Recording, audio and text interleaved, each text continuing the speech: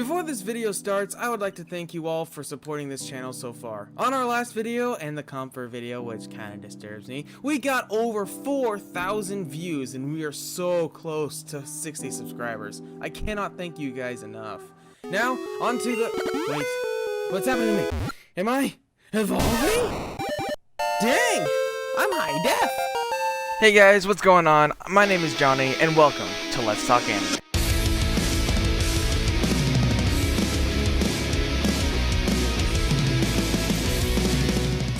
Today we are going to talk about a new anime that came out earlier this year.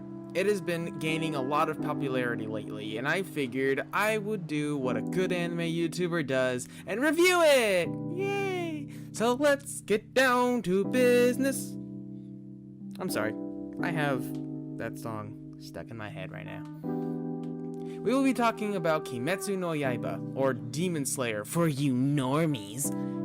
Demon Slayer takes place in an old-timey Japan where we follow our protagonist Tanjiro. Tanjiro is a normal boy with the nose of a bloodhound. I mean, how does he smell these things? He has a lot of siblings and a fairly large family. I think he has 6 siblings, but I guess it really doesn't matter because they were all killed by demons anyway, so... Well, okay, not technically all of them. His younger sister Nezuko survived, but is kind of a demon now. The story follows their adventures together, training themselves to become stronger and take down the demon that killed their family and turn Nezuko back into a human. Now, how is that different from any other shonen anime? Well, when you simplify it, it doesn't really sound that unique. It sounds very simplistic and straightforward. And that's what makes it so unique. It's simplistic at its very core. From the very beginning, you see the events from the perspective of Tanjiro, whether it's finding his family dead, training in the mountains, or becoming a demon slayer. You never leave his side. You see what he sees as he's seeing it. Now, before we get into some kind of spoilery territory, let's talk animation. Get it? Because this is Let's Talk Anime. Get it? Gosh, that's a bad joke. Ugh. Hey Tora, I think we're just gonna. Yeah, I think we should cut it as well. Yeah. Yeah. What are you still doing here? You've got the rest of the video to watch. Oh yeah, I've got to edit the rest of the video for you to watch it. Okay. Let's try this. Nope. Animation is stupendous. It shows how the studio really cares about the story and franchise. Though I did get slightly annoyed when they changed the look of Tanjiro's scar after a few of the episodes, but it's minimal compared to the epic scenes. I mean, just look at the water coming out of the sword. It looks so good. Now this is the warning. The rest of the video will contain spoilers about the anime. I haven't read the manga unlike my friend Jared. The dude reads so many manga, it's ridiculous. Anyway, what was I talking about? Oh yeah, spoilers. Don't watch any more of my video until you've caught up with the anime. Just know that it may take a few more episodes to really get hooked. It took me about 5 episodes to really fall in love with it. Now that we've hopefully gotten rid of all the weebs that haven't seen it, let's continue.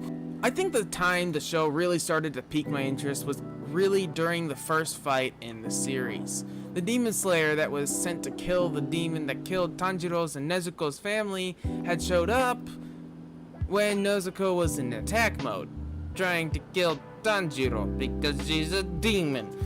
So the demon slayer is like, I'm sorry I'm late. It's because of me that your family was killed and your sister is now a demon, so I will kill your demon sister now and leave.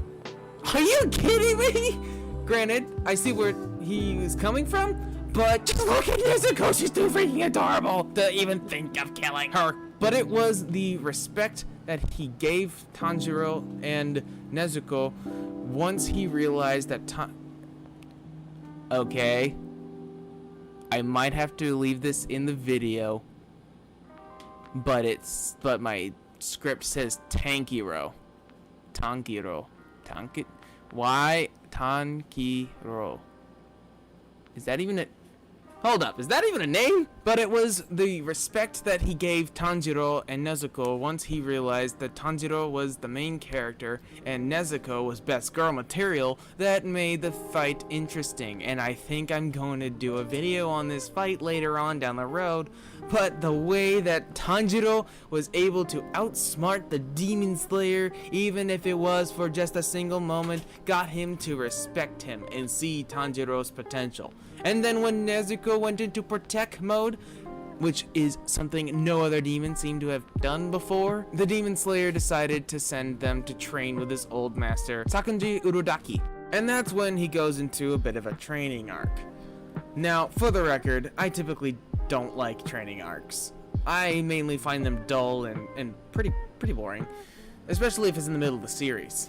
However, I loved the training arc in Kimetsu no Yaiba. The pacing was perfect, the training Tanjiro went through showed some actual struggle, and it actually allowed him to grow as a person.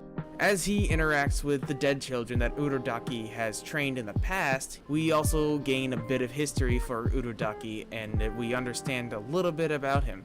Keep in mind that we have never seen his face, ever, at least in the anime, and yet we know a lot about him.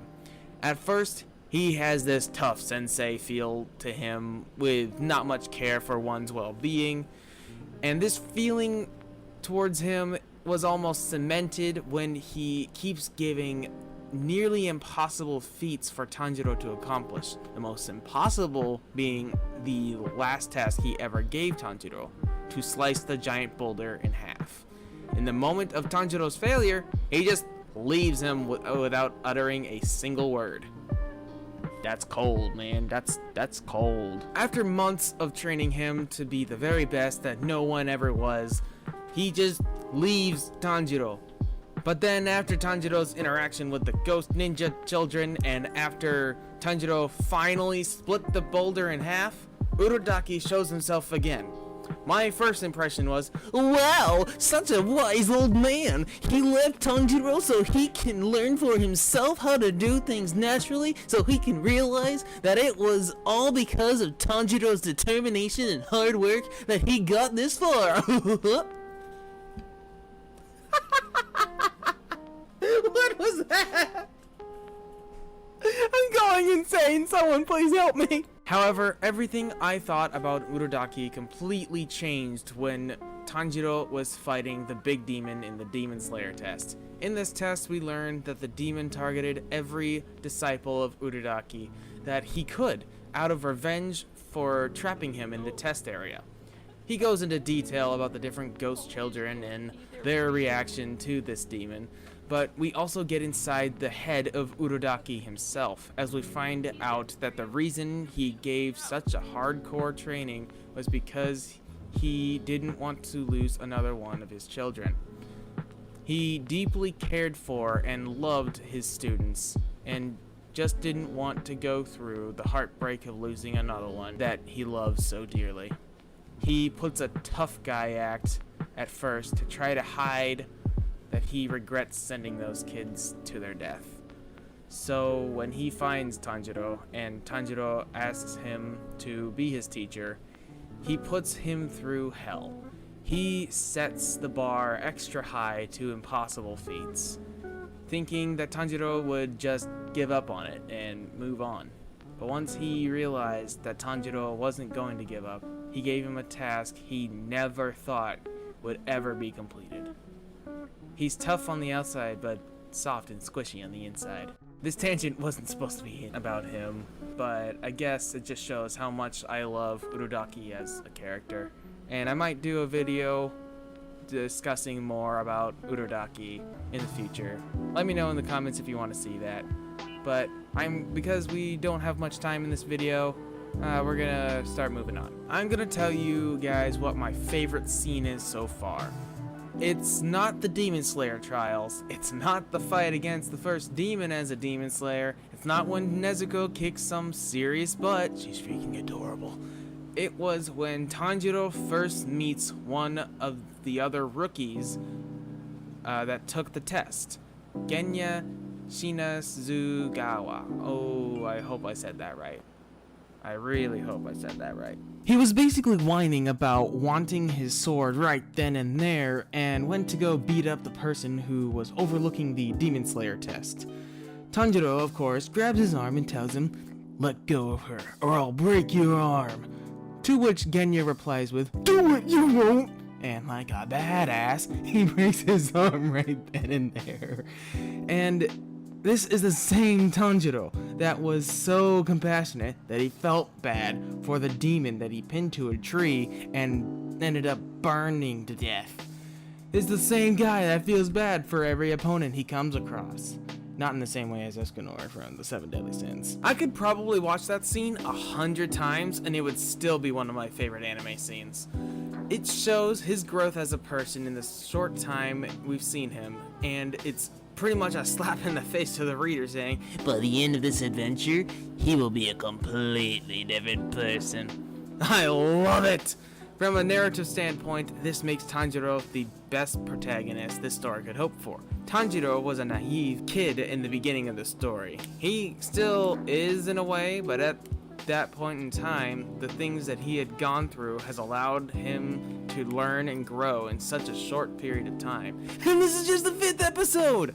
I honestly probably wouldn't watch the show so religiously if that scene wasn't in there. Koyoharu Gotege is a freaking genius. I honestly could go on and on about how great of a show this is, but I unfortunately don't have the time to go over all of it. I am, after all, paying my wonderful editor, Tora, who has to deal with me quite often. Go check him out on Twitter. Link is in the description, along with my Instagram and Twitter, as always. And if you like this type of video, hit subscribe, like the video, and comment down below what other kinds of videos you want me to do next. I'm working on a new video script that is pretty special. So please hit the notification bell if you don't want to miss it. And I'll see you then.